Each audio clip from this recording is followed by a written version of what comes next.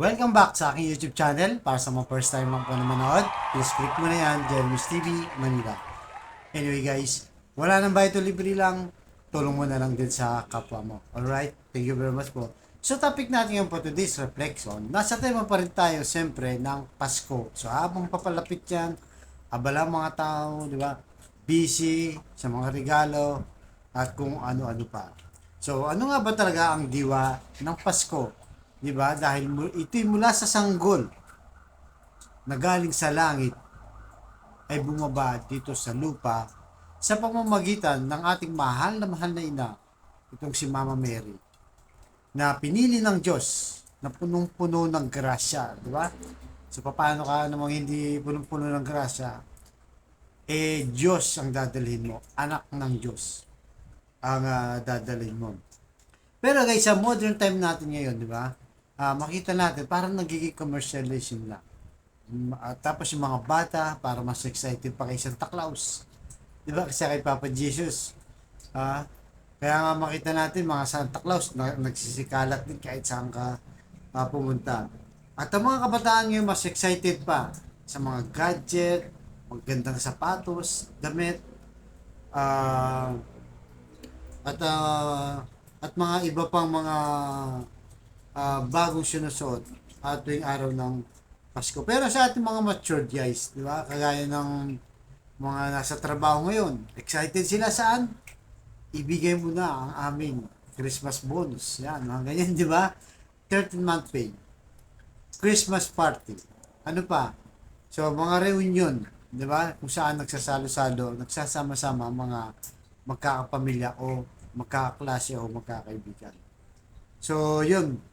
At talaga namang party doon, party dito. Pero yan guys, talagang okay yan dahil party yan ng celebration natin sa ating Pasko. Isa yan sa nagpapasaya sa araw ng Pasko dito sa ating bansa, di ba? Marami may mga games yan, exchange gift. Napakaganda kasi nga ang Pasko ay bigayan, di ba? So, nagiging masama lang yan, guys. Nagiging masama lang yan kapag nakapokus ka na sa mga bagay na binanggit natin. Halimbawa, kung 13-month pay o bonus, kung hindi ka naman empleyado, guys, di ba? So, paano na yung Pasko kung wala kang 13-month pay o bonus, di ba? So, kung wala ka namang mga matatanggap na regalo, paano yung Pasko? Di, wala na. Kasi yan ang inaabangan, di ba? O kung walang reunion, hindi ka makakasama sa reunion kasi salat ka sa pera, hindi ka makakapunta.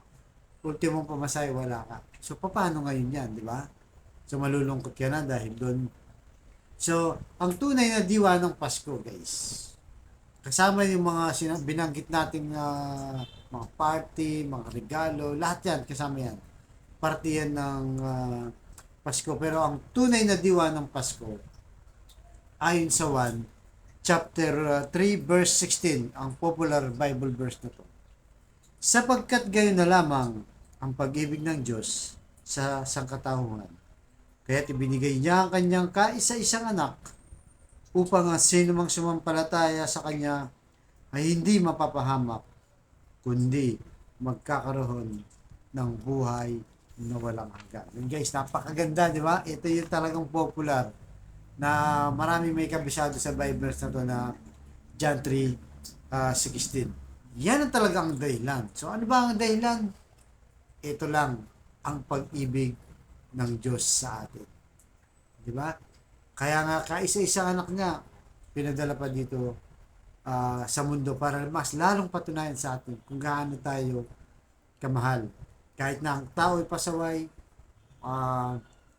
matigas ang ulo, suwail, lahat na, di ba? Pero ang pagmamahal ng Diyos ay patuloy pa rin, walang kondisyon. Kaya yan po, ang diwa ng Pasko ay pag-ibig, dahil ang Diyos ay pag-ibig. Kaya sa araw ng Pasko, pagkakataon na to guys, opportunity nyo na to, na kung may nanlamang sa'yo, o gumawa ng hindi maganda, patawarin mo na. Patawarin mo na siya. Alang-alang sa diwa ng Pasko. Baka ito na yung time na kailangan nyo magkabate, ibalik nyo na yung dati nyo samahan. O kaya naman guys, ikaw, di ba, minsan tayo rin nakakasakit, di ba? nakakaano ng tao, di ba? Nakakaagrabyado, nakagawa rin tayo ng kasalanan sa mga taong na minsan nakasama natin sa hindi sinasadyang pagkakataon, dala ng sitwasyon minsan, nagkakaroon din tayo ng mga taong nasasaktan. So, humihingi na rin tayo ng tawad dyan sa mga taong nasaktan natin ng mga ng time na talagang nag-aaway tayo. Di ba? So, sa mga magulang natin, guys, yung mga nagkatampuan dahil hindi pinagbigyan ng magulang o hindi sinunod yung utos ng magulang na mag-aral ng mabuti, nag-asawa kagad, di ba? Ganon. O sa mga mag-asawa, laging nag-aaway din yan, guys. At sa mga magkakapatid. Yan, di ba?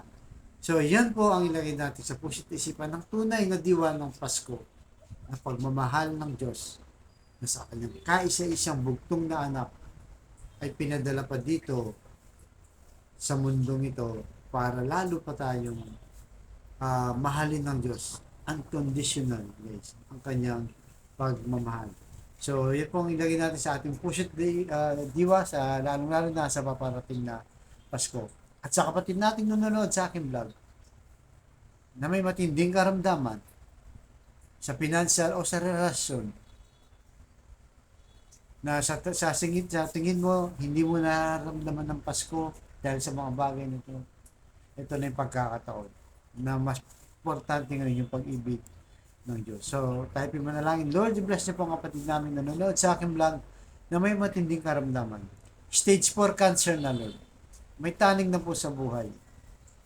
Nahihirapan siya ng kanyang karamdaman. Puhin niyo po, Lord, ng iyong mapagpagaling na kamay. Haplusin niyo po yung mga taong nahihirapan ngayon dahil sa kanilang mga karamdaman, Lord. Isip niyo po ang kanilang mga karamdaman, Lord. Tanggalin niyo na po, Lord, para sa kanilang Panginoon. Ganon din po sa mga relasyon na nagkawatak-watak na, Lord, nagkasira-sira dahil sa hindi pagkakaunawaan. Pagbikis-bikisin niyo po muli, ibalikan dati nilang magandang sama. At sa financial, Lord, na kailangan namin lahat, lalong-lalo na po kapatid namin, walang-wala, Lord. Ultimo pambili ng bigas, ng ulam, ng gamot, pambayad sa bahay, tubig, kuryente, at kung ano-ano pa, Lord. I-bless niyo po ang aming hanap buhay. So, ang lahat ng ito hiling namin sa matamis na pangalan natin, Panginoong Jesus. Amen and amen. To God, all be the glory. Sa ngalan ng mga anak ng Jesus, Lord Santo. Thank you very much po.